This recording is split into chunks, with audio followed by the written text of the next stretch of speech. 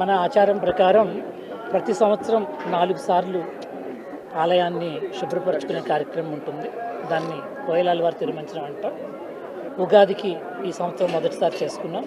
ఇప్పుడు ఆనివార ఆస్థానం సందర్భంగా చేస్తున్నాం. తరువాత